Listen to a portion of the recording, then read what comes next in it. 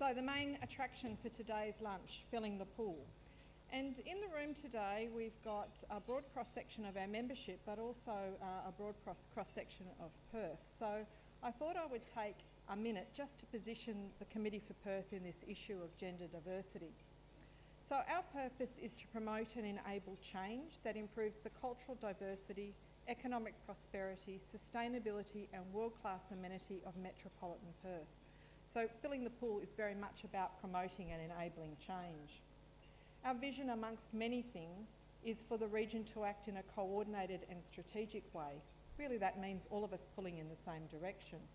And one of the key planks is the promotion of the high value of our people, and that's where filling the pool fits in. Our mission is to provide a systemic channel through which business and community leaders across Perth can make an enduring contribution to our vision, and so that's where the recommendations lie with you. We've got a triple-pronged research approach. So we undertake academic research, and you would have seen many of the reports we've put out in conjunction with the University of Western Australia. We've also worked in the past with Curtin University, and on this occasion we're working with academics from the Business School at Queensland University. We also speak to people. There's no point in thinking about the future of Perth without having a conversation about it with all of you. So as I said, there was 173 people interviewed as part of this process, and also 350 people participated in focus groups around the draft recommendations. One of the very cool parts of my job is I get to look at cities on the ground and think about what I can bring back to Perth. And in terms of filling the pool, what we did was fed the recommendations into the Women and Power course at Harvard. And what I learned out of that exercise of dealing with women who were in the developed and developing world in very senior roles is you can't have a conversation about gender without having a conversation about race. And sometimes our issues are a little bit 21st century when other women are actually just rescuing women and seeking basic human rights. But there was nothing in the recommendations that was concerning to an international cohort, and probably the most inflammatory discussion we had, where we were really hot under the collar, was about quotas, and Terry will talk about that in a bit more detail shortly. So, what was the starting point for filling the pool? Committee for Perth was established in 2006, and we grew very quickly our membership base over the period to 2010. But there wasn't a diversity in the point of views around our discussion tables, be that the board or be it at our working group level. So in 2011 we started scoping up a project that was to look at how could we get more women into leadership positions. And really this is because the AICD is on record as saying that women on board positions come from the CEO pool, and the CEO pool is drawn upon from the senior executive pool. So if we weren't going to get women up through the hierarchy, we were not going to be making a difference. And at the end of 2011, after much scoping and reshaping, I convened a meeting of senior business women in Perth, and Margaret Sears chaired that meeting for me. There were three things we talked about and resolved. That gender equity was a very complex issue. It was also highly emotive, and we were really sick of having the conversation with ourselves. So we went back to the drawing board almost. So what does the statistics tell us? We're an evidence-based organisation, so we thought this is the starting point. So females are more than half of the graduates from university, and 46% of them are in the full-time workforce. So it's not a pipeline issue. We've got good women, we've got talented women. When you look at that graduate cohort, 55% of females and 45% of males, and you'll just see the inverse lines there, that women, very few, go from that graduate level with all of their aspirations and hopes and dreams for a career that then transcend into those jobs at the top, and obviously the males are a greater proportion of success. In WA, the figures are even worse, and that's one of the things that I think is at the heart of filling the pool. How do we take this conversation forward? So in the report, and you will get a copy on the way out, and you can read all 143 pages in detail, basically it says that it's going to take us 300 years to get to gender parity in terms of CEOs' roles. So something has to change around here. So let's look at the pay gap. That's a good statistic. So 2004, the Australian average was 14.9%, and a decade on it's actually got worse to 18.2%. And then when we look at that in terms of WA and how it fares, it's the worst in the country with 25.3%. And we also uncovered that graduates can often be paid less if they're a female than their male counterparts, and they're coming out of university with the same qualifications and the same lack of experience. So it starts at graduate level and often perpetuates throughout a woman's career. So here's the roadmap that got us from the beginning to the end and to publish the report. And I'm going to take you through a few of these opening slides, and then I'm going to hand over to Terry.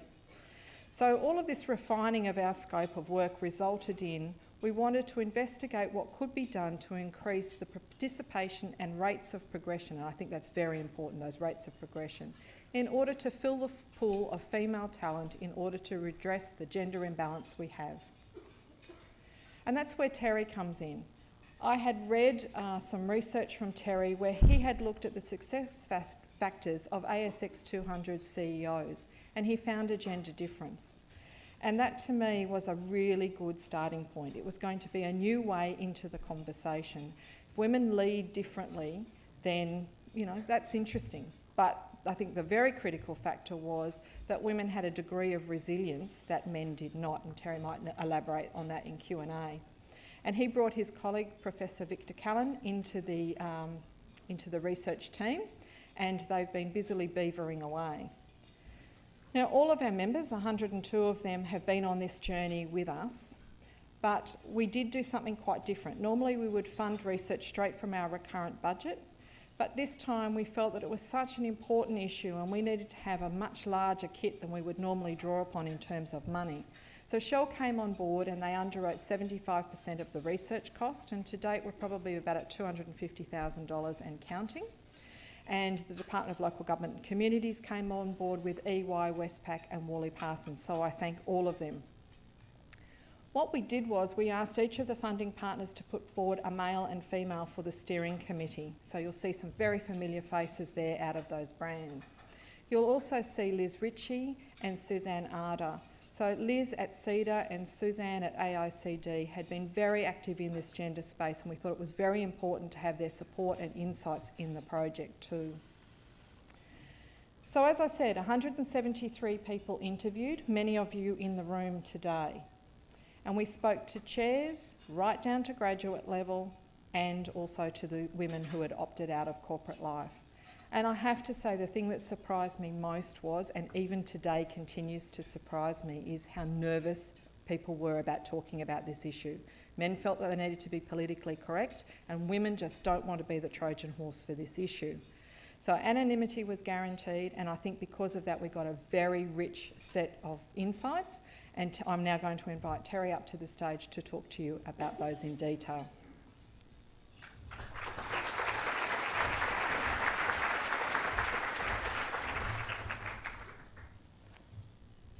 Thank you, Marion.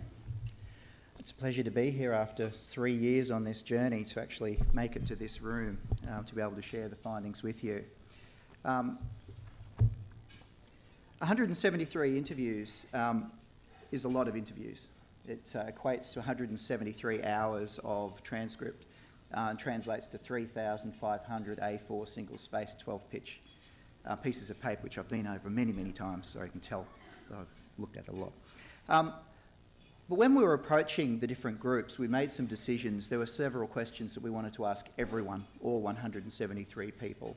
And then there were some groups that we wanted to ask specific questions. So I'm going to talk to that very, very briefly. To chairpersons and managing directors, principally what we were looking for was, what are you actually looking for when you hire an executive or you're contemplating putting someone on the board? What are the prime criteria? And one thing that was said over and over and over again, when we're looking at an executive or an appointment to the board, we want people who have had operational experience, deep, broad operational experience. And it came through over and over again. One of the other questions that we asked, and in fact this was asked of everyone, is how they defined gender equality. And we explored that issue, but also the importance of the issue to the different groups. One of the probably the most important things to come out of the interviews with chairpersons and managing directors was that gender equality was not seen to be a strategic imperative in the firms that they led. which I found to be quite surprising. In terms of interviewing the executive recruiters, primarily we were looking to validate what they were being told in executive search and board search. Basically, they said the exact same thing, operational roles, looking for that kind of experience. We also explored with executive recruiters, given that they have such a broad input into all the different selections across Perth, perhaps they could suggest some kind of solution to the problem, or solutions, or the things that they see as recurring all the time. So we collected some fantastic information from the executive recruiters and also HR professionals around what more could be done around the issue. Our core cohorts were female CEOs and senior executives and senior women and middle managers. From these groups, we were looking for the bulk of the answers. From female CEOs and senior executives, we were primarily looking at what the critical issues were across their career. What were the things that they encountered time and time again, and more particularly, how did they overcome those particular issues? So, for all of the women that we interviewed, with the exception of the graduate cohort, we asked them what advice they would give to women starting out in their career. And in fact, the third part of our recommendations is based primarily on the responses that we got from that group of 100 women. From female middle and senior managers who are in that journey, or very much in the middle of that journey, we were looking to explore barriers to progression. What were the current barriers that they were facing every day? And were we hearing the same things from this cohort? And indeed we were. So I want to explore three different themes that we encountered in the research. The first was Western Australia's corporate culture. I must say, from the feedback that I've had from those women that have read this report, that none of this comes as a great surprise to them at all. So bear with me if you've heard this all before. One of the things that was very clear very early on is that the corporate culture of Western Australia is perceived to be more masculine than that of the East Coast. And in fact, the great majority of female interviewees had lived and worked on the East Coast or overseas. Those that were born and bred in Perth understood that there was an issue. Those that had come to Perth were appalled by the issue. They were confronted by the difference in the culture, particularly those that had come from perhaps England or Europe. One of the things that's obvious about Western Australia is it is dominated by the mining, energy and construction sectors, and those sectors in themselves are comprised roughly of about 85% male. So it should come as no great surprise that a masculine culture dominates in the corporate sector. One of the other findings is that 1 in 3 women who were interviewed reported a pervasive community attitude, so in their social setting, that if a woman was married and didn't need to work, she shouldn't work. This was particularly the case for Perth-born women. Those women that had immigrated to Perth were quite astounded by this attitude. They couldn't reconcile it, but nonetheless it was true. One of the other key findings is that the corporate networks in Perth were reported as being masculine, strong and very tight, and female access to these networks was perceived to be extremely limited. Now, it wasn't deliberate exclusion. What was happening, more often than not, was it took the form of exclusion from informal meetings, perhaps at the pub after work. And what was being discussed there were key decisions, clients, winning new work, sharing opportunities with each other. Because these were informal networking occasions, the firm really had no control over what was going on, but nonetheless, women were not present. Not being present then, they were missing out on the opportunities to discuss key decisions that were coming up, and perhaps more importantly, to win new work. We made a decision midway into the project to include a graduate cohort. It wasn't part of our original plan, but we were hearing certain things that made us wonder whether we should have included them from the beginning. And I'm very, very glad we made the decision to include a graduate cohort so that we went from graduate right to CEO. One of the disturbing findings, I think, and this applies not just to WA but to Australia in general, was virtually all of the female graduates reported negative attitudes towards women working in the STEM fields, that is science, technology, engineering and math. And this wasn't anything new. They'd been receiving pressure since they were in high school about undertaking those kinds of careers from parents, from friends, even from teachers, questioning why they would want to go into those fields. But it didn't stop there. They get into university, and the male colleagues or peers in their classroom are actually saying, look, why would you want to do this? The stories are filtering down from industry to the graduates about the different kinds of discrimination that are going on in the field that they're planning to go into. And many of the female graduates actually reported that many of their friends decided to opt out of engineering for that very reason.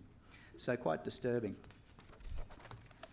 A very strong finding, which again should come as no great surprise, was that the double bind was present. So respondents reported that organisations in Perth value stereotypical male traits of assertiveness, independence and agency. However, if a woman were to use those kinds of behaviours, she was evaluated negatively. So there's a double bind. But if you act collaboratively and stereotypically as a woman, you're also punished for that too because you're too soft. And this narrow range of behaviours makes it almost impossible for a woman to win in those kinds of environments. The double bind is a well-researched phenomenon globally, but it was heightened in Perth. I think perhaps one of the more alarming of the findings in this particular study, but again it's known in the Western world, is that virtually every executive recruiter, HR professional and woman that we interviewed perceived men to have more self-confidence and to be better at self-promotion than women. Now that came predominantly from a female cohort. There was a very strong consensus around this issue. And it's interesting because in my CEO research, there are only 46 female CEOs of ASX companies. All of the CEOs that we interviewed said the same thing. So this isn't Perth-centric. But it's disturbing because in terms of career progression, you have to put your hand up. You have to lean in, as Sheryl Sandberg says, if you want that next opportunity, if you want that next promotion or that progression in the firm. So it's something that definitely needs to be addressed. So I want to have a look at some particular workplace experiences now. So again, we hear a lot about mentoring. It certainly came up in the CEO research that we did, and again replicated with our executive cohort in this study. And that is more than 50% of the female executives that we interviewed reported that mentors and sponsors had played a key or pivotal role in their career. That was certainly the case for the CEOs that we interviewed in the previous research. What was disturbing though is that when we go down to the next cohort, so our middle and senior managers, our opt-out cohort and our graduates, very few of them had mentors. And we know that mentors play a pivotal role in progression, so we need to do more in this space as well. Something else that we encountered was that most of the respondents said that the firms that they work for had no clear or visible pathway for progression. What that means is that you're reliant on managers or networks or mentors to provide guidance in terms of your career progression. But we've already said that networks are limited in terms of their access, and most of the females did not have mentors, which means that if there's not a visible pathway for progression, men are advantaged in being able to pick up this information through their mentoring and their networks. In terms of discrimination, half of the female interviewees reported that they had received direct discrimination during their career. In fact, most of the female cohort could describe things that had happened in the past 10 years. What's interesting is when we interviewed the chairs and the managing directors, most of them said that direct discrimination was a thing of the past. And in fact, if there was anything that prompted us to go to that graduate cohort and ask them the same questions, it was that particular issue. It turned out that the graduate cohort had suffered direct discrimination in their 3 to 5 years in the workplace. And perhaps more disturbing was that the worst incidences of direct discrimination were actually in that cohort. So direct discrimination is certainly present. I must say, though, that every cohort noted that it is declining, and it has declined in the last 10 years. Over 90% said that they had suffered indirect discrimination. That is, that they'd suffered through differing forms of indirect discrimination, not being present at meetings that are held at different times, being ostracised from particular meetings. What's interesting, though, in the literature, but it was also coming out in the interviews, is that indirect discrimination actually seems to be on the rise. And one of the reasons given for that is the clampdown from a legislative point of view around direct discrimination. So while that is declining, indirect forms of discrimination still seem to be on the rise. So in terms of work-life conflict, which is our third category that I wanted to have a look at, The two greatest contributors for women leaving the workforce or failing to progress were identified as a lack of childcare or a lack of workplace flexibility. And certainly one of the reasons we looked at our opt-out cohort was to examine why those women were leaving the workforce. Well, the great majority of women in that cohort met both of those criteria. But interestingly, the great majority of those women who had stayed in the workforce also relayed the role pressure that they suffer between work and family, and that this pressure, if it's heightened, can result in their leaving. Very early on, in fact, I think it was in the first interview, and I've probably relayed this story to half of you who've seen me present before, was a story about childcare. And we were sitting at Ernst & Young and we were looking out the window. There's a childcare centre near the BHP Centre. And the interviewee was saying, oh, I've just taken my child out of that childcare centre and I'm putting them in the other one. And I said, don't you mean another one? No, the other one. And I thought, what? There's only 2 childcare centres in Perth? Well, apparently that's true. It's still true. So there's a problem. The interviewees were reporting a lack of availability of childcare places in Perth, and more particularly before and after school care being highly patchy. And this was supported when we went to FactBase to find out the statistics. WA has the lowest per capita number of childcare places in Australia. And childcare forms one of the 4 pillars that primary carers rely upon in staying in the full-time workforce. So that's a major problem. Half of the interviewees said that their organisations had diversity and flexibility policies, which is actually above the national average. WGEA in their gender equity scorecard last year said that only about 43% of organisations have those policies.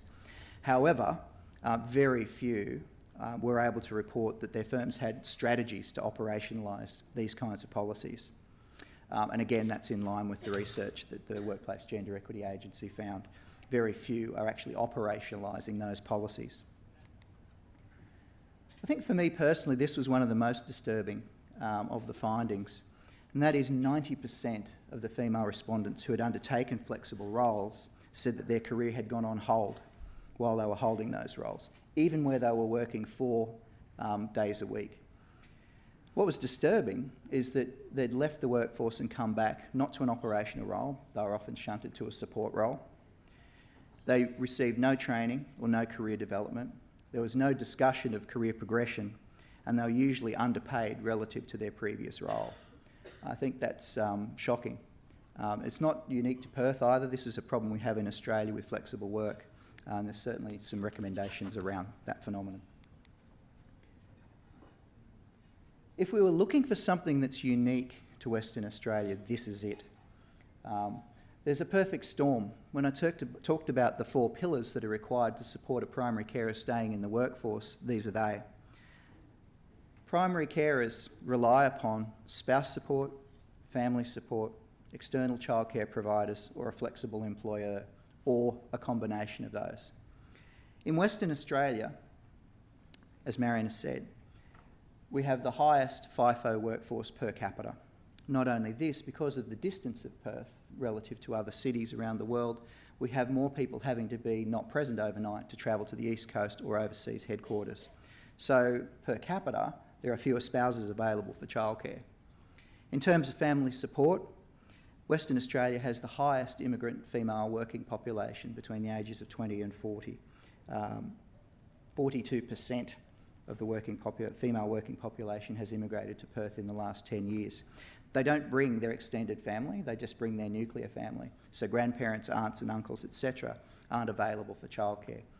Queensland's the next closest state with 34%, so a big difference. We've already talked about the lack of external childcare places, and we were able to look at the exact numbers. Western Australia is by far the lowest per capita number. And to top it all off, so our 4th pillar that I'm about to knock over, the worst industries for flexible employment practices are mining, construction and energy. So there's the perfect storm, and it's something that's unique to Western Australia. And it certainly came through anecdotally in the interviews as well, as to the difficulties women were facing with before and after school care, trying to find it, whether it was patchy, in fact trying to find a place. Many women were trying to come back to the workforce but couldn't, because they couldn't find those places. So in terms of the recommendations, I'm going to move forward onto those now.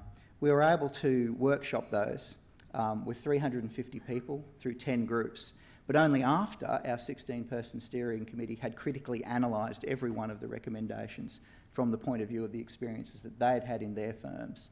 I must say, I think it's probably the most rigorous process I've ever heard of in terms of research, and it'll be great when we go to publish this in the academic journals. So let's have a look at the report. We identified in the report some facilitators, but quite a few more barriers in terms of progressing this issue.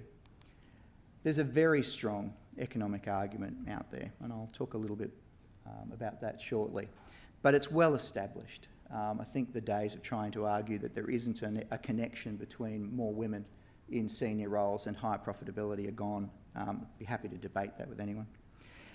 The second facilitator, and this is unique to Perth, is that you've got a highly engaged, tight, entrepreneurial business culture. It means that if the community in Perth decided to tackle this issue, it could happen far more quickly, far more effectively than probably any city in Australia. So that's definitely a facilitator. The businesses here are agile. In terms of barriers, well, we have a national problem in terms of the rising gender pay gap and issues around the treatment of gender, and this being considered a social and diversity issue and not so much an economic one. It certainly is. We have an issue with access to childcare, which is a structural issue that can really only be addressed by government, both federal and state. There is a traditional culture with a prevailing attitude that stands in the way of progress on this issue. And we have a very small pool of female engineers and STEM subject graduates coming through the pipeline. In fact, in terms of engineering roles, it's 14.8%. But again, Perth is not unique here. That's the national average is 15%, so very close to that average. So even if we were to fix the problem tomorrow, it will be a generation or more before those women find themselves in senior operational roles and perhaps executive roles. So those are our barriers. So the recommendations, there are 31 of them. They are not sitting in isolation. We've created a roadmap, a strategic roadmap for change. It's a holistic approach and it's all interconnected. The bottom line is you can't cherry pick one and hope to make a change. And I think if you're wondering, there are lots of good firms out there doing some amazing things in this space, but still wonder why they've plateaued in terms of the issue. I think this is the reason, is that you can try and tackle this piecemeal, but you're not going to get very far. Most organisations understand the importance of a strategic approach with all other things. I think it's time they took a strategic approach with gender equality. So the roadmap takes that approach. So we've divided into three parts: what government can do, what organisations can do, and what women can do. Why did we involve government in this? Well, quite simply, it's a society-wide problem, and society-wide problems can usually only be tackled at society-wide levels. And the West Australian government certainly has a role to play when it comes to tackling culture. So in terms of specific recommendations, the first one is the West Australian government needs to investigate and remedy the number and cost of childcare places, as well as the provision of before and after school care programs. There needs to be a campaign to raise awareness of cultural norms holding women back from contributing to the economy. And that wouldn't be a first. In fact, in the United States right now, there are ad campaigns running on this very issue that are very effective in changing public opinion. We also need the government to intervene in our schools to develop a program to increase the number of girls undertaking STEM subjects. And that goes hand in hand with that idea of erasing cultural norms, because it's not just teachers and schools that are causing this issue, it's parents reinforcing what girls are good at and what boys are good at. There's plenty of research out there to say that there isn't a difference between boys and girls when it comes to the ability to undertake STEM subjects. So they're the key roles for government. Organisations sit in the middle of this conundrum, so we'll have a look at them next. So the first recommendation is that firms need to embrace the economic argument. There are some very compelling economic reasons for doing this. Over the last decade, we've seen a wave of studies, both international and national, that look at the causal links between the number of women in board roles and executive roles and firm profitability. Catalyst, McKinsey, Goldman Sachs have gone over this and over this. The data and the evidence are there. In fact, last year's G20 summit, one of the key things to come out of that is that the summit recognised that gender participation, women's participation in the workforce, is the greatest inhibitor to economic progress in the Western world. So that's our world leaders pointing to this as well. I think one of the most important bits of information to come out was an Australian study looking at GDP foregone by not tackling this problem. And it's backed onto the OECD study that came out in 2007. Goldman Sachs said that if we were to solve this problem, we would increase Australian GDP by 20%. $300 billion. $300 billion. You know that debt crisis we have? Gone in the matter of a year. But we don't hear about it. I'm not entirely sure why firms don't seem to see this as an economic issue. It certainly is. The second recommendation is that change has to be driven from the top. It can't be delegated by the board or the CEO. It must be run by the board and the CEO. One of the things that we found, again in the CEO research, but again in this research, was that most organisations engage in succession planning, certainly in the top layers of the firm. Most organisations have diversity policies, but very few link these two problems. So the recommendation is that they have to be linked and they must go deep, in fact, all the way to the graduate intake. So succession and diversity are issues that are considered together from graduate to CEO level. Marion mentioned quotas, and this is a bit of a journey because it's an old debate. There are very strong advocates on both sides of the debate. Europe and the EU countries are certainly heading down the quotas path. England's resisting and has adopted targets with teeth, and America sits in the middle somewhere, not buying in on it. So what have we recommended? Well, one thing I can say, every single cohort from graduates to senior women to executive women to chairs, executive recruiters were all strongly opposed to quotas. All of them. In fact, there was no group where it was even marginal. It was a very strong view. So we weren't going to go against that view. We had a good look at targets with teeth. We looked at what some good firms were doing around this space. Now, targets with teeth have several advantages over quotas. Perhaps the greatest advantage is that targets can be adapted to local conditions, but they have to be underpinned by rigorous research around what the particular conditions are in that area.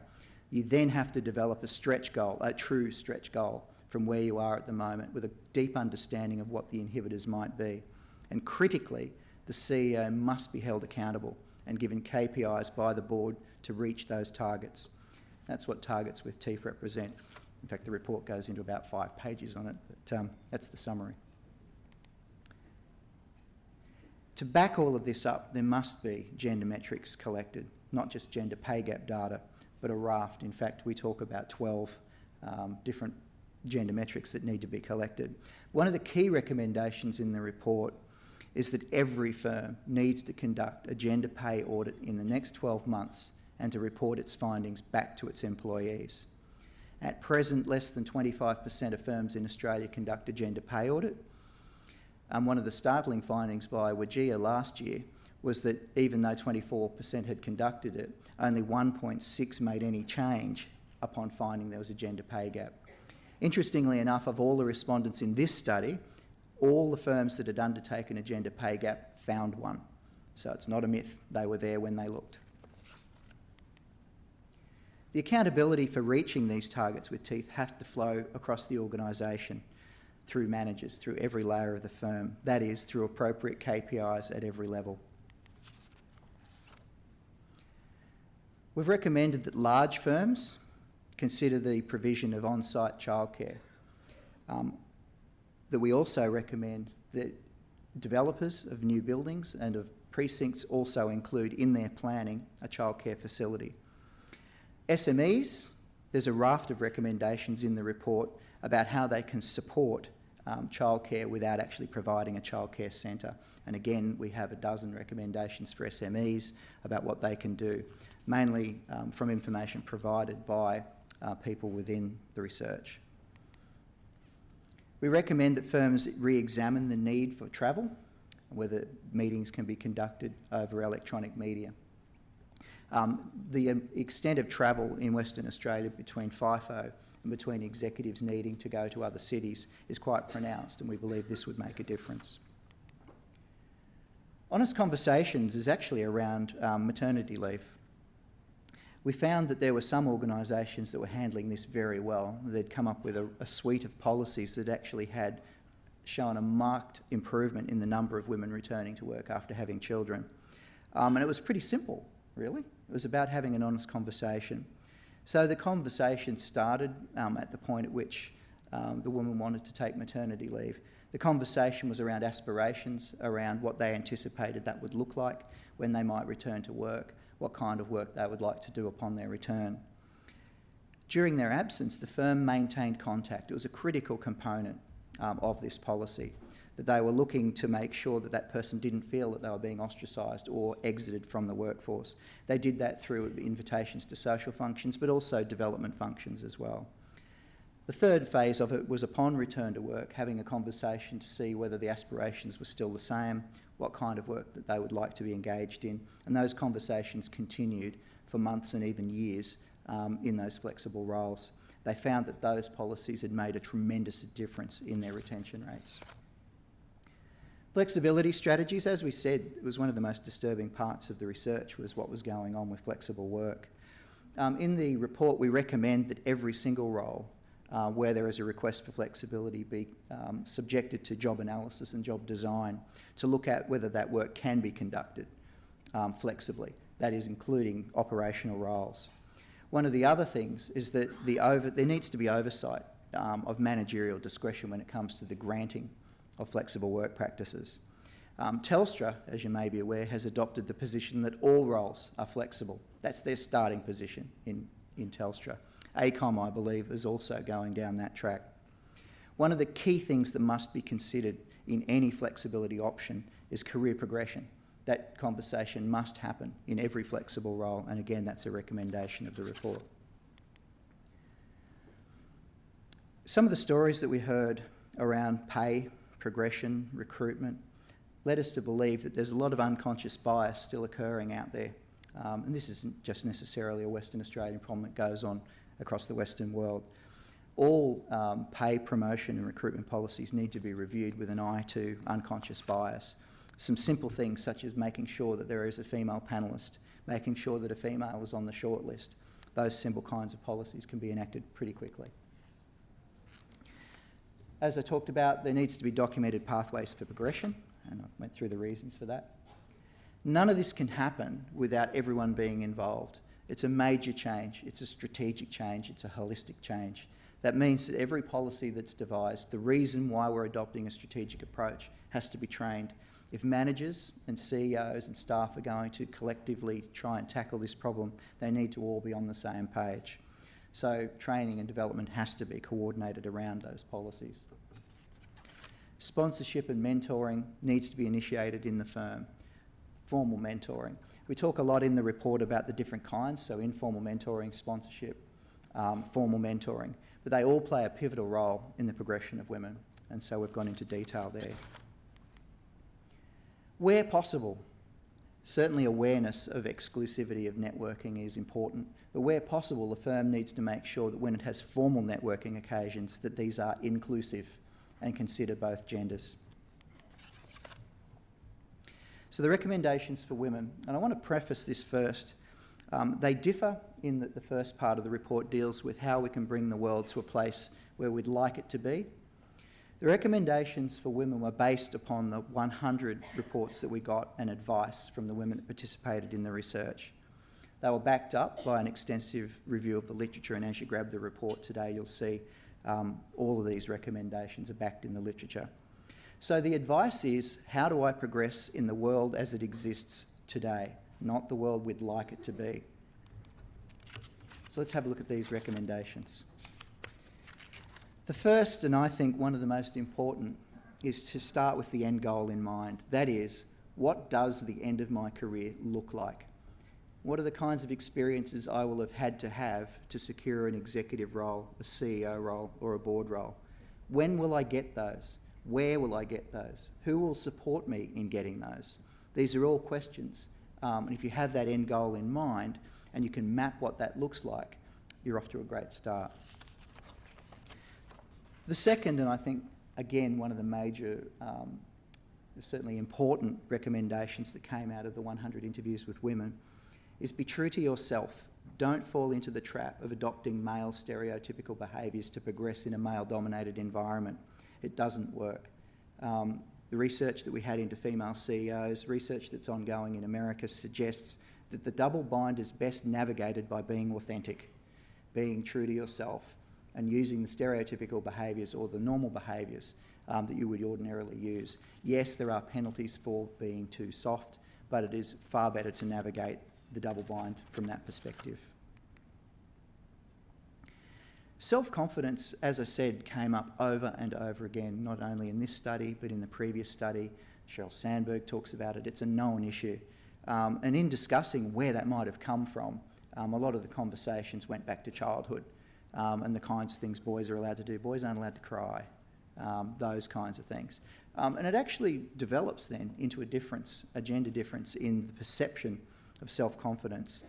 So the one clear thing in the research literature is that there is no innate difference between men and women when it comes to self-confidence. There is nothing that would explain it genetically or otherwise. It's purely socially constructed. So the report identifies through the 100 interviews advice by 100 successful women about how to navigate this particularly difficult issue.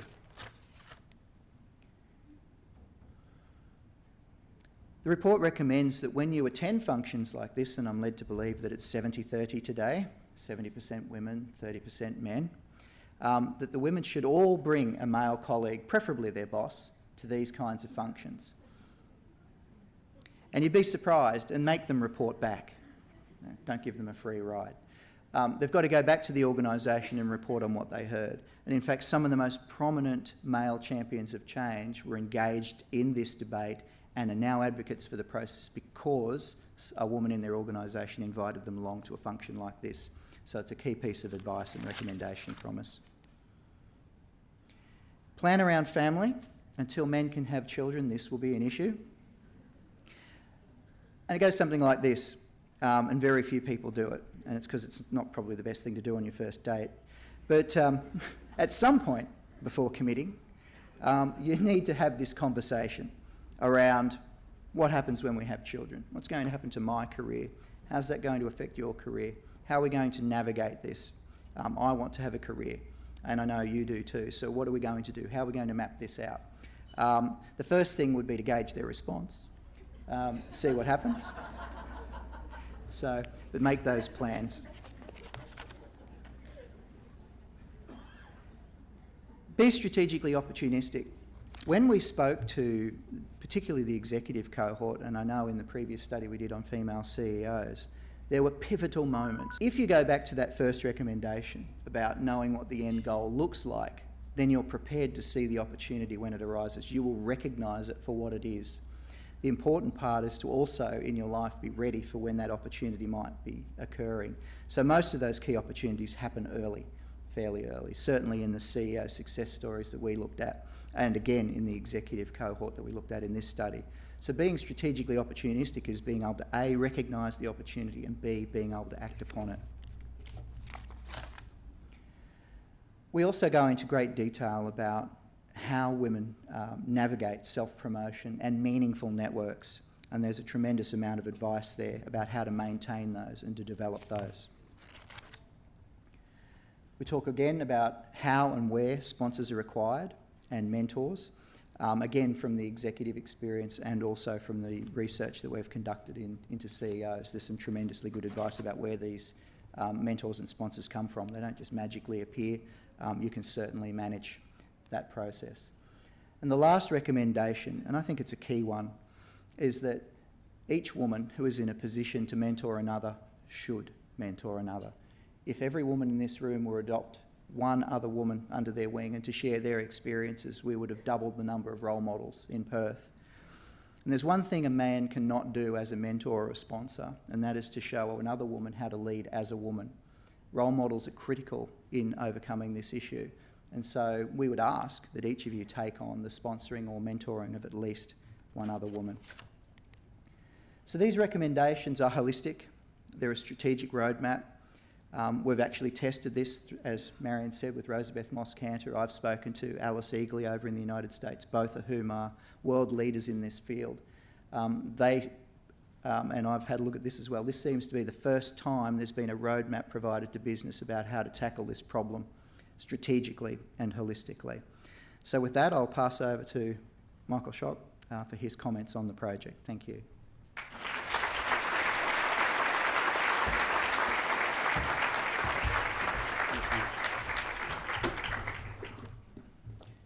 Thank you, Terry, and indeed, thank you, Marion.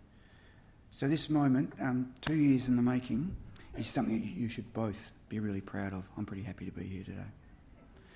In Shell,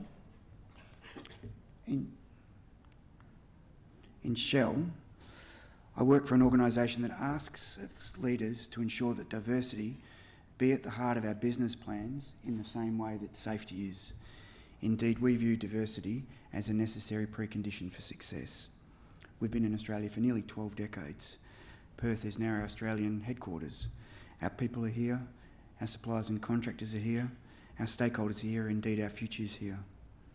So we're all too well aware of the fact that Australia compares poorly vis-a-vis other OECD countries with regard to the participation of women at senior levels in organisations, and that in turn Perth compares unfavourably vis-a-vis the rest of the country. At Shell, women constitute just over a third of our workforce, but only a fifth of our leaders, and we wish to get better. When approached in early 2013 to underwrite the project, we understood that Dr. Fitzsimmons would move past the quantitative, the what, and to seek to understand the why and the how. A qualitative study undertaken with a really, really tight geographic focus that may just shine a light on the path forward to a more productive economy within a more just environment. So it was put to me by my boss at the time, a lady called Anne Pickard, that if I understood what the issue was, it was then incumbent upon me to do something about it. It was a challenge to step up, as nothing would change until male leaders, particularly those in the resources industry, prosecuted that change. Indeed, if not me, then who? And if not now, then when? Because the issue isn't one of gender, the issue is one of leadership. The report reminds me of the compelling economic argument for gender diversity. At an organisational level, I knew that already, with the business case validated by attracting, affiliating and motivating top talent, increasing productivity and ultimately impacting our licence to operate and grow. I also know that when our partners, our contractors and suppliers, our stakeholders are better in this space, then Shell is the better for it. I knew that because I've witnessed that in the safety space. When all of those around us are better, Shell is the better for it. And then the report reminds me of the tight, engaged entrepreneurial business culture that we have here in Perth. I knew that. We all know that. Sometimes a weakness, but other times a great strength. And if you agree with me that this is not a gender issue, but an issue of leadership, then our tight, engaged and can-do business culture is a gift. If the most influential men in Perth were to adopt and implement the recommendations of this report, to prosecute the actions outlined in the roadmap, the unshakable truth is the effects would be profound and would be felt immediately. We know that as well. So therein lies our challenge. I am extremely comfortable that we've satisfied the project's aims of establishing a clear understanding of the corporate landscape in here in Perth, a understanding of the similarities and differences with the rest of the country, and identifying what organisations can do and what women can do for themselves. What I can't assure you of is whether we'll capture the benefits that we sought when the project was initiated.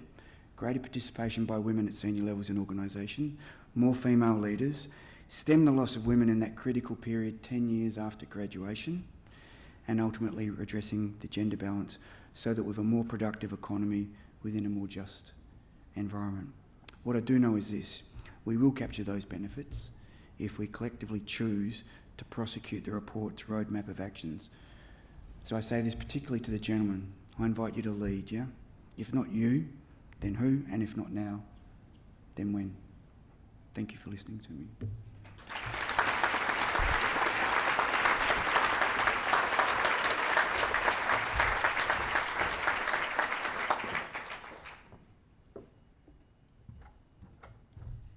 You can see why Mike has been a wonderful chair of our project steering committee and a wonderful support to me. He's been passionate throughout, he's been supportive throughout, so thank you very much, Mike. Now I'm going to ask the Minister for Women's Interest to come up to the stage and make a comment on behalf of government, and I'd also like to officially give her the first copy of the report, and we hope to capture that on the camera. And you can just see some yellow sticky notes up there, which we're going to leave up for the rest of the session. And that's just comments of congratulation and the difference that business leaders think the report will make. Minister. Here's Chris. So there you go. Here he comes.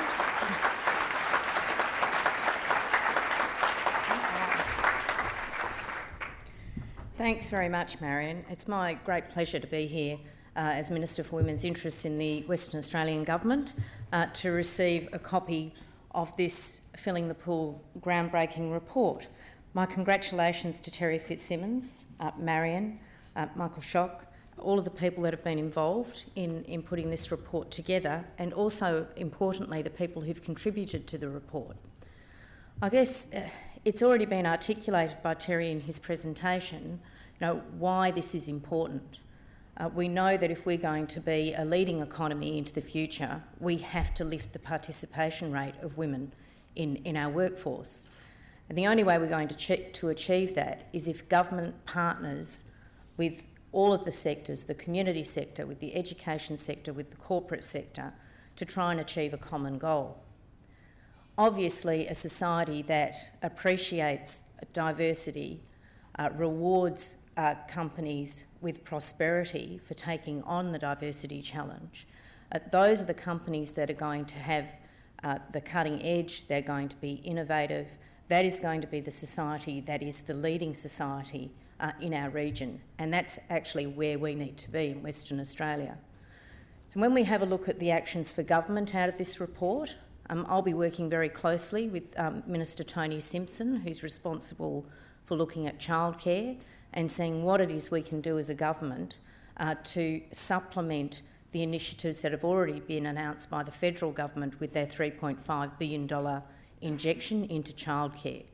Every single working woman in this room, and probably some of the men too, know that that is a critical issue that needs to be addressed if we're going to lift participation for women in the workforce. So what we need to be looking at is how do we facilitate the opening of childcare places, how do we facilitate new daycare centres coming online. One of those areas that I've certainly been looking at as Minister also for Training and Workforce Development is having a look at some of our state training colleges and seeing what we can do there by facilitating and encouraging the workforce to be working in those childcare centres. I was recently down at the Peel campus of the Challenger Institute where we've opened a brand new facility there, and they actually have a state-of-the-art daycare facility for training. The people that are using that facility at the moment, we do actually have some lecturers and students on the campus who are able to have their children be looked after in that facility by the childcare workers that are being trained. Those are the sorts of innovative solutions that we need to find and that we need to encourage if we're going to make a difference in this space. And I'll endeavour to keep pushing any opportunities that I see in my portfolio areas to increase those opportunities for women and families to take advantage of and encourage the opening of new childcare places. The other area, of course, is in talking about it. There'll be a few people in this room who know me who'll say, yes, you do enough of that, but that is key. We need to keep this issue on the agenda and we need to keep the discussion rolling along. And what is really important about this report is that it actually validates what so many women have been experiencing in Western Australia as they try to embark on their careers and progress through the ranks. Now, this is a validation of what we've experienced, and it's a call to action to end the nonsense and start working on how to get that gender diversity in our companies and through our government streams as well. The third area is looking at how do we get more girls and women into science, technology, engineering and maths areas. I've already taken your advice, Terry. I've involved the boss. So I have engaged with the Premier in a number of forums where we've first looked at science, technology, engineering and maths. How do we get more female participation in those areas? And you're quite right, it starts with our children in our schools, encouraging girls to take on the dirty jobs. Because in actual fact, when you get out in the workplace, they're not that dirty, and you can earn a bucket load of money more if you get into them. So I'm all for that. I've got a 15-year-old daughter. She needs to be looking after me when she grows up.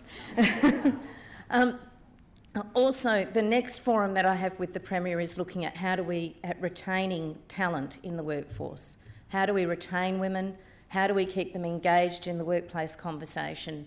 What do we need to do in partnership with government, the corporates, all of our sectors? How do we retain that talent and not lose that corporate knowledge? So that's the next forum with the Premier, and the Premier is an active participant in those forums, and he's really enjoyed his participation to date. So I'll make sure that that stays on his agenda too. So in closing, what I'd like to say also is congratulations to the 30% of the men who are making up this audience today. I'd like to put it on the record that you are the smartest men in Perth. You have seen that there is an opportunity, and in coming to this presentation today, in understanding what's been achieved in this report, what's been discovered, and what these recommendations are. Now, you can work with the women on your tables and the women in your organisations to try and get those targets in place in your organisations and work on getting to that future place where gender diversity isn't a conversation that we're having anymore. It's just part of life, and it exists. For our children, for our girls and for our boys, I have a 13-year-old son as well. And when my son has a family, I actually want him to have some choices and some flexibility in his workplace so that he can spend some time with his children. And we need this is a family issue. It is not just a women's issue. And we need to take it on as a family and as a society, and that's how we're going to win. So thank you very much for the opportunity to be here. It doesn't surprise me that we've packed the room. People have been talking about this report for 2 years. I'm really pleased to have actually had a little bit of a glimpse at the report before I came here today. But I recommend reading it and taking it on. Let's start on this roadmap and start putting our goals and our winning our goalposts ahead of us and giving ourselves those stretch targets to achieve our full potential and the full potential of the next generation coming through. Thank you.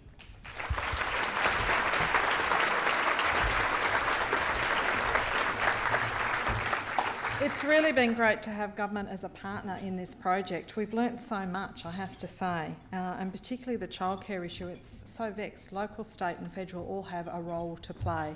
So we look forward to getting a formal response. Now, Terry and Michael, it's your chance, and it feels very strange saying Mike or Michael because I call him Shocky, and I think most of you who know him do. So please come to the stage, and we're going to get on with Q&A. And the girls tell me that I run such a dreadful Q&A session that they're going to boss me around and tell me who's next on the list. So I'm just going to look out there and look for the right person to tell me who I need to ask the question to. So, gents, if you could come up.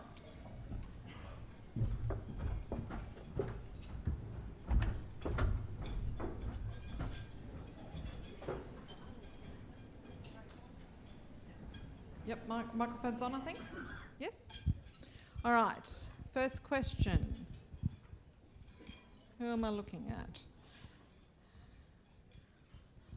Now, there's a woman. Oh. Microphone's coming your way. Georgie's bringing it to you. This is a bit scary to go first. My name's Hannah Fitzharding. I'm the Program Director of the Integral Women in Leadership Program. Congratulations, this is an amazing report. My question, I like the facilitator being about having a really innovative entrepreneurial culture. And I just wonder, noticing the economic downturn now and I suppose the lack of adoption of flexible work practices, what you think the gap might be there between that culture and the ability to actually pick up flexibility and part-time work for men and for women and value it, particularly with the economic downturn. So I'd be really interested in your comment. Thank you. I think I've actually had that question posed to me before. Because of the economic downturn, will this get put on the back burner? I think what we've tried to establish in the report is this is actually a growth mechanism. This is a mechanism for overcoming those kinds of economic issues. So if anything, the downturn should be a catalyst for the adoption of these policies rather than an excuse not to. Can I maybe add to that, yeah?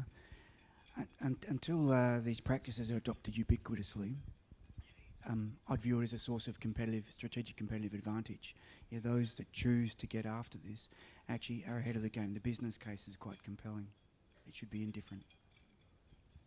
Thanks, Hannah, for being the first question. Now we're going over here. Hi, my name is Damien Burton. I work for a company called Patrick, which is probably one of the last, unfortunately, the last bastions of male dominance in the industrial environment, but we're slowly changing. My question, this report is fascinating, great work to all involved. I'm particularly interested as well, you've clearly focused at the more educated levels, you've gone from graduate upwards. We also struggle to get diversity in our workplace at the blue-collar type roles. How much of the stuff that you've found here would also apply in those realms? I think it's totally applicable. A lot of the things we found are about workplace culture and about changing culture and stereotypes. So that's just as applicable to blue as to white-collar workers. So I see a direct correlation between the two. And in fact, in the United Kingdom, there was a special, I think a couple of years ago, Hilary Devey was looking at her workforce, which is transport. And they were having great success about getting female drivers. And what they found, and again, I think the mining industry here found the same thing, is that they're actually better at the job, more committed to it, and so it became a no-brainer. And once the first movers had adopted, women were coming into these industries in droves. Great question. Next. Microphone's coming your way in the middle there. Thank you. Ooh.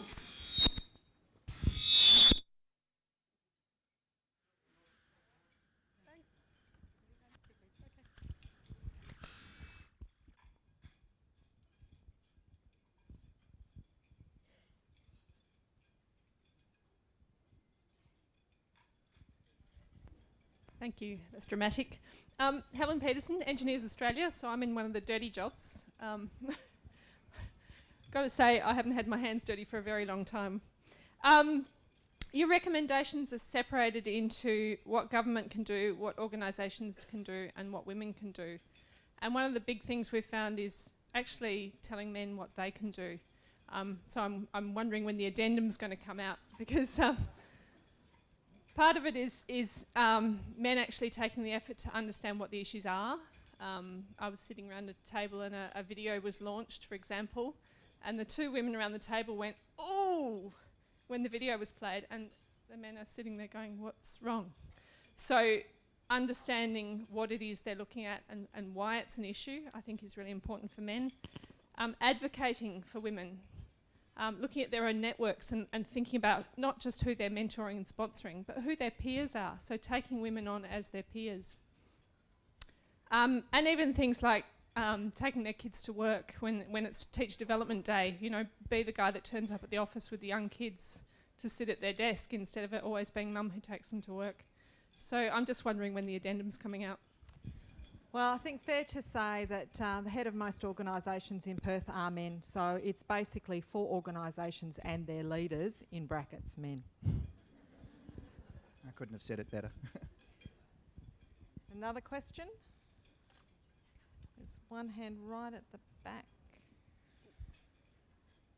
Hi, I think I've got a microphone, so I'll jump in. Kelly McKenzie from CBH Group. Really fantastic report. Looking forward to going through all of it. But my question was really around the overcoming unconscious biases. So you did touch on that. I'm just wondering if you can expand on that a little bit, and what were your findings in terms of the best approaches to do that? Unconscious bias, in fact, I've just done some work with ACOM on it. The unconscious bias actually affects everything. It's just I think it's a label. It's getting a lot of airplay. But unconscious bias is really just talking about the societal level effects, the things that we just assume. So it's about dispelling myths. It's about disconfirming stereotypes.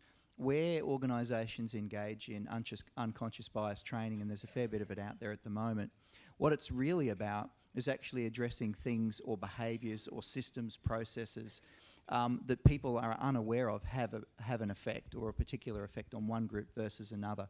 So making what is unconscious conscious is probably the most important part of unconscious bias training.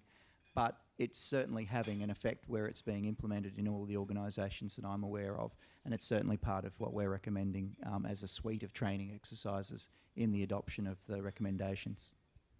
Could I offer a personal view there? If I reflect on my colleagues and my friends, and I grew up here in Perth, so most of my friends are here in Perth, yeah, they'd be horrified to be called a misogynist, yeah, that would be quite offensive, yeah. But you do have to point out, here are the outcomes we're getting, yeah, so here's the value, and there's the outcome. Reflect on that enormous gulf, and therefore what actions will you take? In the middle, I think someone's got a microphone. I've got a microphone, I'll go. My name's Sharon Warburton. I'm an executive and non-executive director in the construction and resource industries, two of the three sectors that you discussed today. I'm delighted to share with you that I was one of the people interviewed and very, very happy to participate in the research. I wondered if the audience could help answer my question.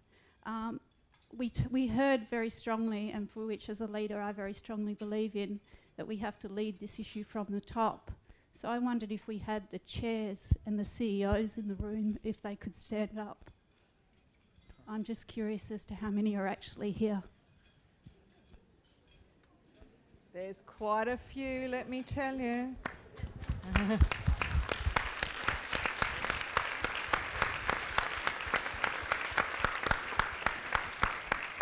I wanted you all to join with me in congratulating them for leading Perth in this very important issue. Thank you.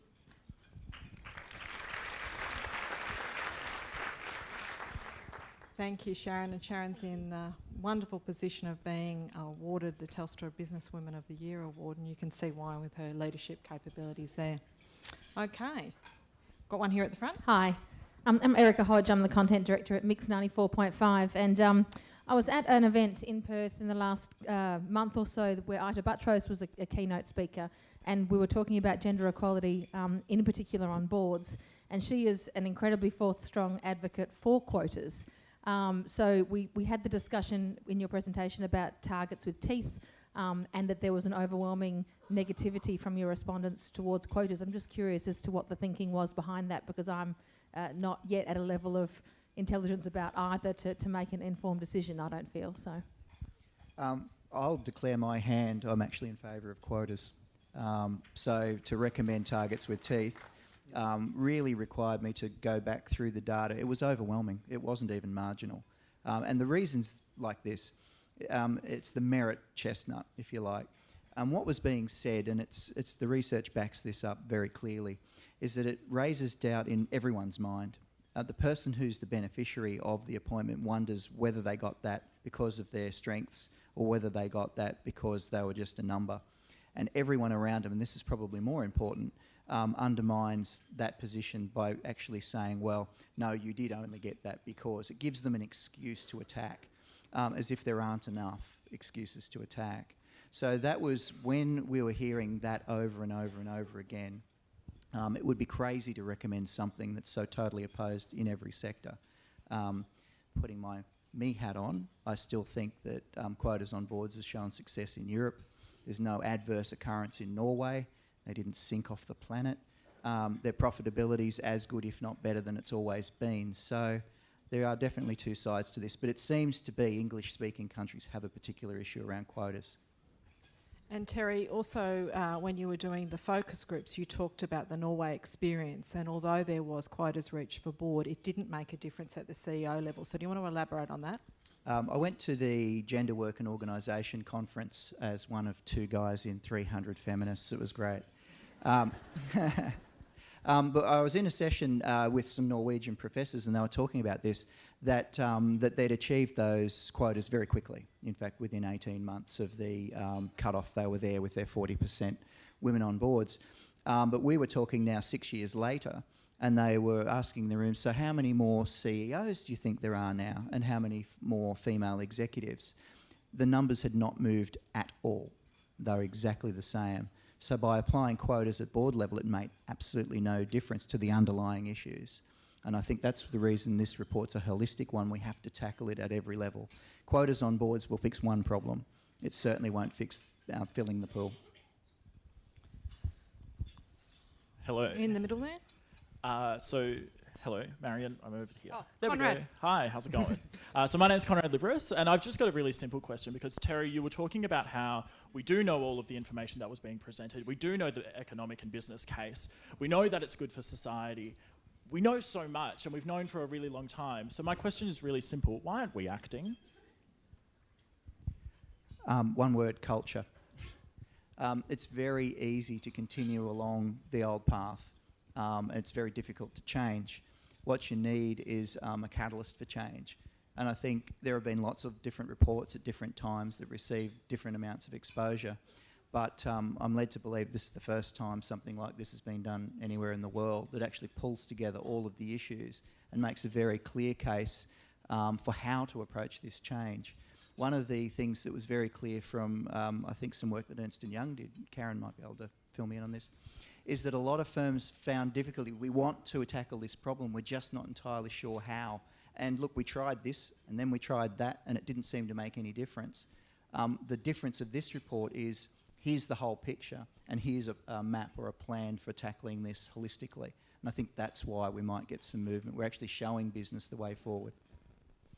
And if I can talk about it from a Committee for Perth perspective, in 2007, my second board meeting with the organisation, our board resolved that Perth could be the city in Australia that could acknowledge, respect and celebrate Aboriginal people and their culture. And that was seemingly a very easy thing to do, and actually it has been quite a journey for us.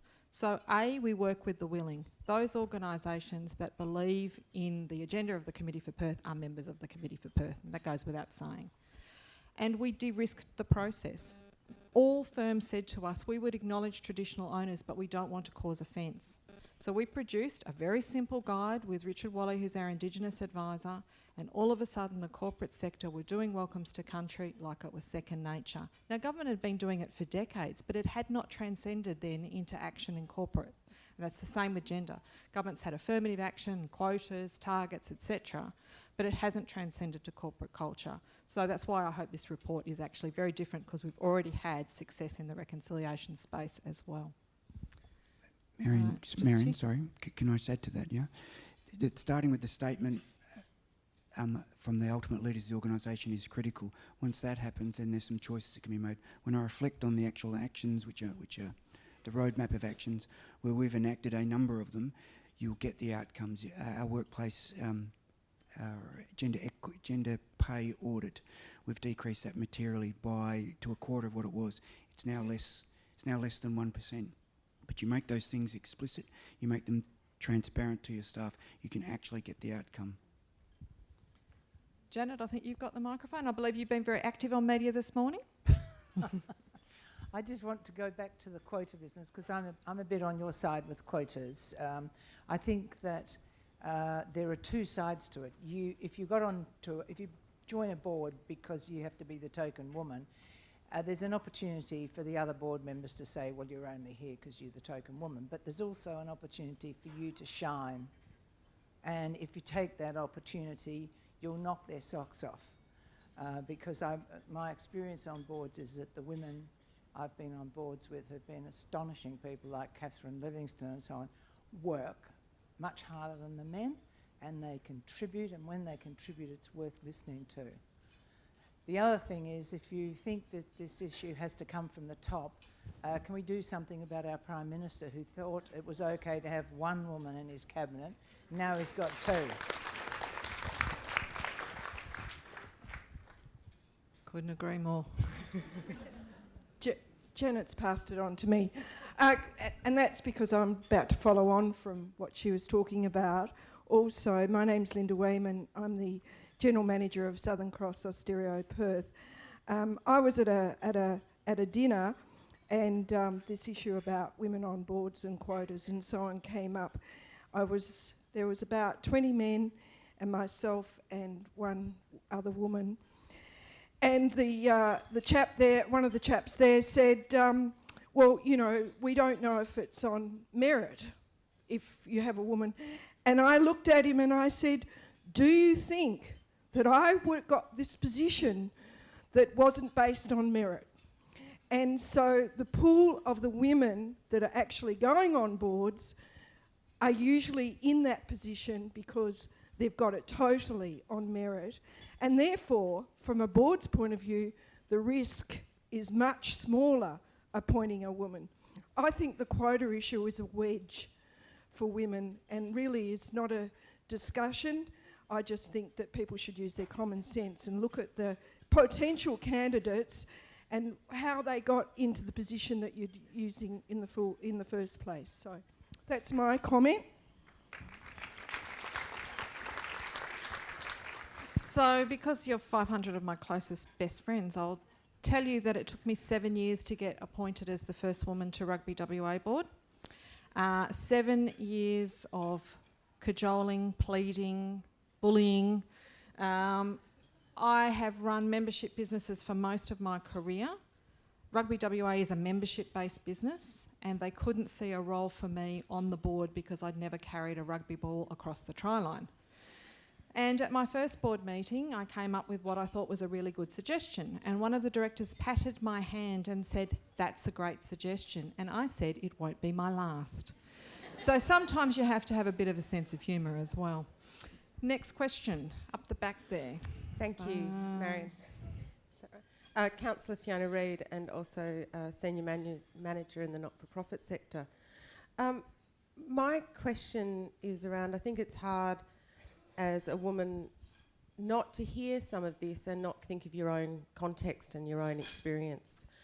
And I wondered if this research is applicable in an ageing population, particularly for women in the middle years who perhaps are in the best opportunity to take on executive roles because their children are grown, and perhaps doing further training and education, etc.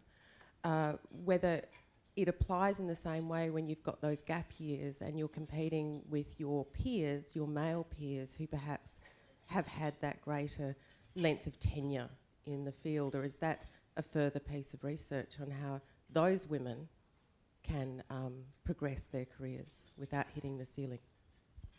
We do tackle that in the report. We do talk about the kinds of things that can be done. It's in the recommendations for women around trying to maintain relevance, maintain contact, continuing education, things that can be done outside the workforce to try and make sure that gap doesn't become too great. And again, that was all advice from the 100 women that were interviewed around, and many of whom had actually taken that gap year or 2 or 5. And there's some very good advice about the things that should be done and borne in mind at the beginning of that time to make the re-entry into the workforce possible at the level that they want to be in. So yes, it is covered. Probably one of the things to also mention is when we held one of the focus groups, there was quite a lot of pushback about having some sort of setback in your career. If you took an extended piece of time out of work, male or female, there was a sense that you shouldn't be penalised for that. So do you want to talk a little bit about that? There's two, I guess, extremes in point of view. One is that time out of the workforce, doing something else can't be equated in any way as to time in the workforce. And then there's the other view that there are life experiences that you can get outside of the workforce that you can bring back in and they have value. The answer is in between, obviously. it's very difficult to gain the kind of direct experience that's required to run a mine site doing something else, if it's backpacking in Nepal or whatever it happens to be. So I think there are some things that do readily translate. There are some things that don't. I was very interested actually last week to hear that the Australian Army, of all institutions, is actually initiating a process whereby female officers who take time out to have children will be fast-tracked back to the exact same rank as their peers when they re-enter the workforce. That's the Australian Army. And they're taking steps to make sure that the opportunities that they've missed out on will be deliberately given to those female officers so that they can catch up with their peers. So if the Australian Army can do that, I think maybe there's something in that for organisations. And certainly the Minister and Premier's next forum is very much about how do we get women back into participation and progression, importantly. Okay, next question. Hi, my name's Anna Dartnell. I run a small operational improvement consulting firm, but I'm also on the board of the Kimberley Ports Authority. And just reflecting on a couple of things that you were talking about. One, I don't think anyone's going to argue about the need to develop women through STEM subjects, but thinking about that question of being strategically opportunistic, I'm not 100% sure that we really need a STEMS background in order to achieve that operational experience that's so important for senior leadership roles. You know, if I take myself, I started in the mining industry with a Bachelor of Arts and I'm now running ports. So, you know, I think whilst we certainly do want to look at that pipeline of development of people through STEMs, are we seeing enough openness to the pathways that can get people into operational roles, and what sort of backgrounds, you know, can do a range of different roles in those operational environments? You're absolutely right. I think what we're doing when we give a report like this and when we talk about it is we talk about the general rather than the specific. There are 100 pathways to executive roles. But one thing that was very, very clear from executive recruiters and chairs alike was that operational experience was critical. In the mining, construction and energy sectors, that operational experience was primarily through progress through STEM subjects into STEM fields. There are 100 different other sectors of the Perth economy. They're just not the dominant ones. And of course, you can get to executive roles without having done a STEM subject. But what we're talking to here is the dominant industries and the majority of people. And while we've got 14.8% female graduates, we've got a problem in those particular sectors. Mark, do you want to talk a little bit about the graduates, because you've had success in recent years? Yeah, we have, and I distinctly remember the discussion about 5 years ago about how many graduates we were taking on. And I think the answer to the question was, let's say it was 10, and how many of those were women, and the answer was 2. So the response to that was, well, if you have 2 women graduates, you're going to get 2 men. Yeah. So immediately, you know, that was the targets with teeth. It was very clear as to what our outcome was, and for the last 4 years, we had more than 50%. We've taken a disproportionate share, particularly in the technical disciplines. 62% of our graduates were women last year. Now that doesn't solve the problem, but that gives us a shot at it.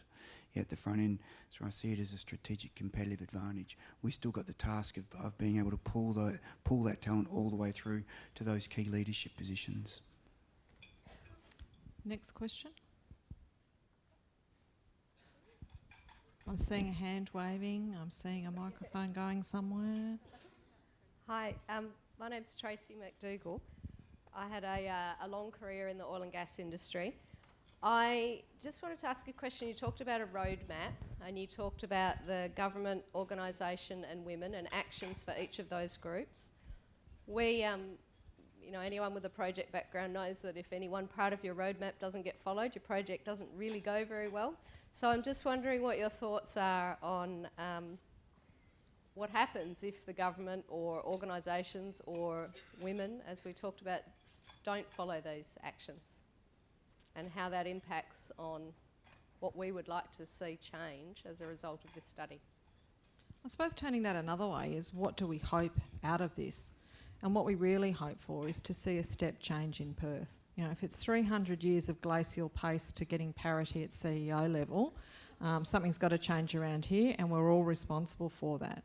So I think that the people here today have shown an enormous response to the issue, and certainly the people who were interviewed and bared all against their better judgment have provided those insights. But there will be people who will be hostile to this report.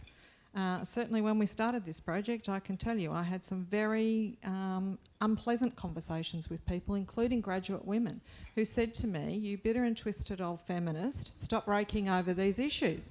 They're gone." And guess what? We found out they haven't gone. So, you know, for us, there will be a step change. That's what we hope for, a step change. And if people are in denial, get the pay audit done, and then you will know if you've got a problem or not. And, you know, at the government level, I think, you know, government's already shown a willingness. And certainly in the focus groups, the pushback mostly came from women about the recommendations for women. And they were saying, well, why should we do anything differently? And you don't have to if you don't want to, but this is the advice of 100 women who are successful, giving you the benefit of their wisdom. So, Tracy, I'd advocate to control the things that you control. So from an organisational perspective, once a statement of intent is made by the senior leadership in the leadership charter, then all of the actions which are recommended are actually quite eminently doable. And indeed, if you wish to benchmark yourself, you'd finish off with the Workplace Gender Equity Agency will come out and offer citations, which not exclusively with those particular benchmarks. But if you want to know that you're having some progress, that would be the outcome. There's only 5 companies which are headquartered here in Perth that have got that, and it virtually covers all of those, particularly with targets with teeth, all of those actions. Okay, next. Hi, my name's Tina McCall. I am President of Women Lawyers Western Australia. I have a two-folded question, and the first part of that question is, does the report contain practical tips about implementation? And the second part of that question is there a forum or a discussion group that is available in terms of providing any further practical tips? We find a very difficult cultural change in the area of law. We produced our own report last year with 197 recommendations, and we're following up on the implementation of those at the moment. So the question really is about practical tips in terms of implementing those recommendations. Certainly the report is incredibly detailed, so I encourage you to read it cover to cover. I had to do that with 3 wines, so you can have a little break in between, but it is incredibly comprehensive in terms of telling you, how to go about doing what you need to do. So the recommendations don't sit there in isolation. In terms of an implementation group, you're the implementation group. In terms of law, there will be companies that will embrace that, and they will become the employers of choice. And women will start making those decisions based on published knowledge and reputation that gets around their networks. And the companies that don't embrace it, well, they might just find themselves with a completely male cohort. Guys, did you want to say anything on that? See, a little bit shy. We've got so many questions in the room. We've probably got time for 3 more. So, I'm the lucky one. Hello, my name's Marie Gooch. I'm here representing the Rural, Regional and Remote Women's Network. We have a subscriber base of 8,000 people, generally organisations and individuals. And first of all, I'd like to congratulate you on the report. I have known Marion for a couple of years now. Marion herself, I would like to congratulate. She was involved in a mentoring program that I was involved in. Many of the participants in that program went on to earn another $100,000 profit per business in their SMEs within 1 to 2 years. Special thanks to Marion, because her mentee is now doing incredible things in the grains industry. Please read last weekend's Sunday Times on the people to watch list. I'd also ask that as a board, I've got 2 fellow representatives here from our board, from Margaret River and Bunbury. I'm from the Peel region. I ask that you look outside the square and potentially over the hill or to the north or to the south, and consider that there are a plethora of very educated, very willing and able women who are dying to get on and do things, but because of geographic circumstance, romance, love, all sorts of reasons, they're not actually here in the CBD anymore, but by gee, they're pretty amazing. So I just ask you to consider other ways when you're mentoring people or looking for someone to mentor, and also ladies, mentor men as well. It's really important that we show the way and lead the way. Thank you. Thanks, Marie. To give my experience that Marie's talking about, the Minister for Food and Agriculture asked me if I would mentor one of the bright young farmers from the Narrogin region, and I am such a city slicker. And I thought, how can I help this guy? I don't even know why I've been chosen. And we sat down together and we worked out a plan for 12 months, and the first thing he wanted me to do was come to the farm and meet the family and see what they grew. And yes, they ran sheep, but they also grew very specialist wheat and grain products. And I have to say the welcome from my mentee was great, but from his family was a bit chilly, from his father incredibly hostile. And we sat down and I said, so how do decisions get made on this farm? And it was him, and at the same level it was his father and his uncle and the agronomist and the farm manager. And I said, can you see why there's no consistency in decision making here, and can you see why there's so much tension? So it's just about thinking about something in a corporate way, no farming experience required particularly. Now, one of the things that Marie raised is his wife was incredibly prickly the whole day. And I said to her, Jo, is there anything you'd like to say? And she said, I am a really talented woman and I graduated with a degree from UWA and I cannot use my expertise in the country. So I totally back Marie there. There are very capable women who you could tap into. And it was a great experience for me mentoring a farmer, who would have thought. And I did make a big mistake because we've got kelpies at home, and I said, do you have a kelpie? And he said, yes. And I said, can I meet the kelpie? And he said, no. And I said, why not? And he said, because it's covered in sheep shit. So I did show myself up to be very lacking in the farm affairs, but nonetheless it was a very happy partnership, and Ash is now growing some very low GI grain which will have profound effects for the food chain, not only here but internationally. Right, last two. Hi, Lucia Lombardo, Senior Legal Counsel from Shell Australia. I'm really pleased to see the emphasis on childcare as one of the major pillars, but I also ask you to consider that children are in childcare age for a short period of time, and consideration needs to be given to children that are older, and also families that have extended families who are elderly and unwell, and women who have responsibilities or broader family members in that area. Just that comment, thank you. And certainly it is picked up in the report, and it was mentioned by several of the women, saying that some of them were caught in an invidious position where they were caring for children and caring for elderly relations, so that's a very difficult. And I think that the point about childcare is well made, and that's why the recommendation is broader than that. It's about before school care, after school care, and particularly vacation care.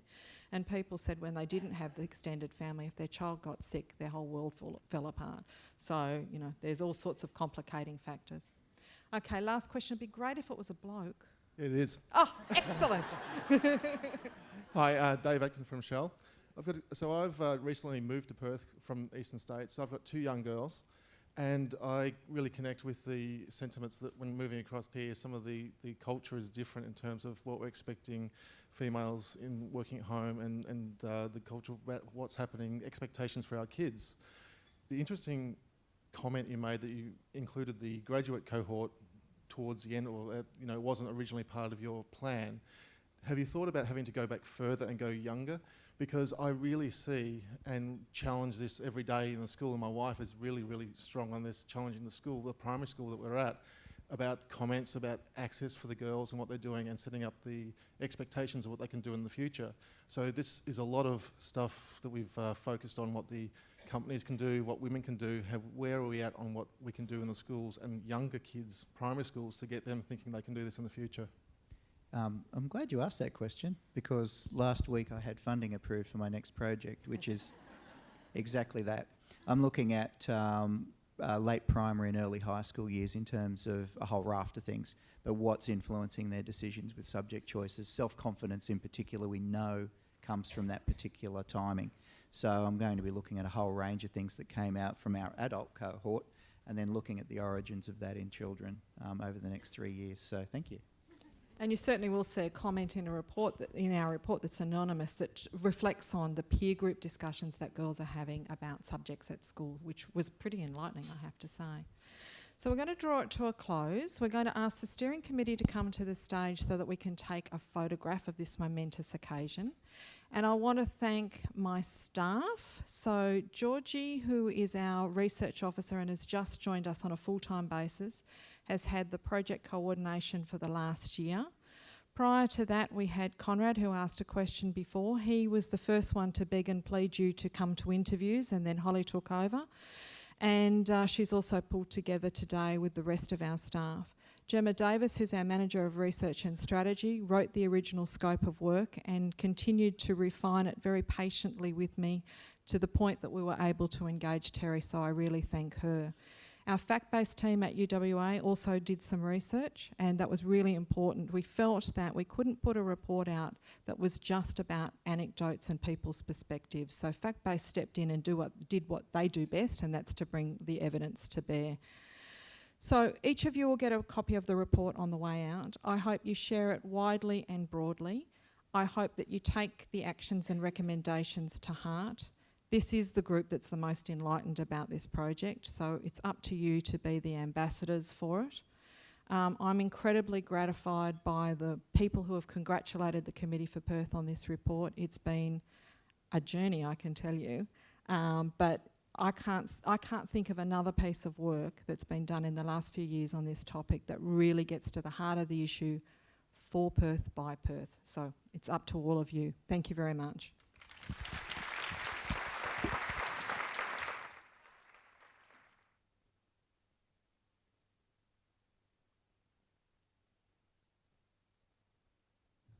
All right, steering group members, can I please have you up on the stage?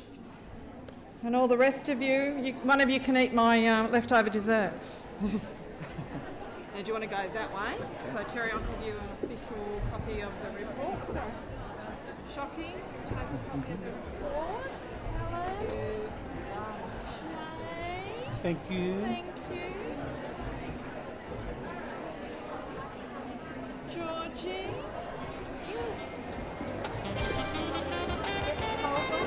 You have to hold one.